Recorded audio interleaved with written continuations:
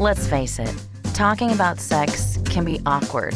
Often parents approach these topics in a vague or impersonal manner, thinking that their teen isn't listening. 25% of teens say they've never discussed sex or pregnancy with their parents. But the truth is that more than half of teens say that their parents are most influential in their decisions about sex. There wasn't really any communication with my parents talking about sex, and I try to be as open and honest with my kids about sex.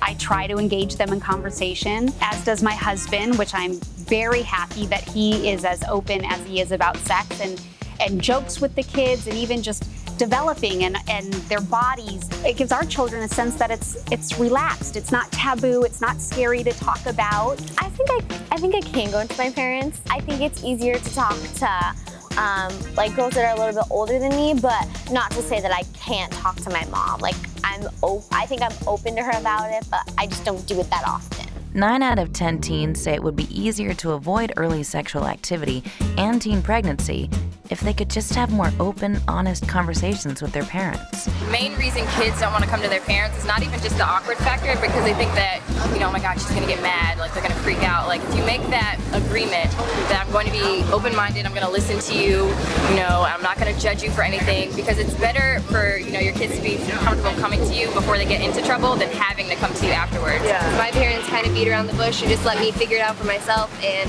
didn't go the way I wanted it to go. If they're accustomed to talking about sex, they won't or their sexual parts, they won't be so uncomfortable when they get those ages. So when you get to be a teen, you feel like, well, my body is my temple. Teens listen to parents more than parents think they do. And the modeling. They model after their parents, every move that they make. So you can't tell your child, don't be promiscuous, and yet you're promiscuous.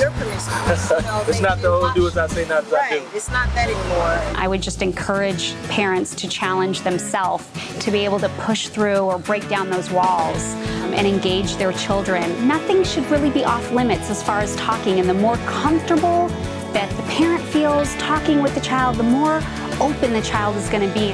Sex talks are an ongoing dialogue, not a one-time conversation. Be specific and straightforward. Talk early, talk often.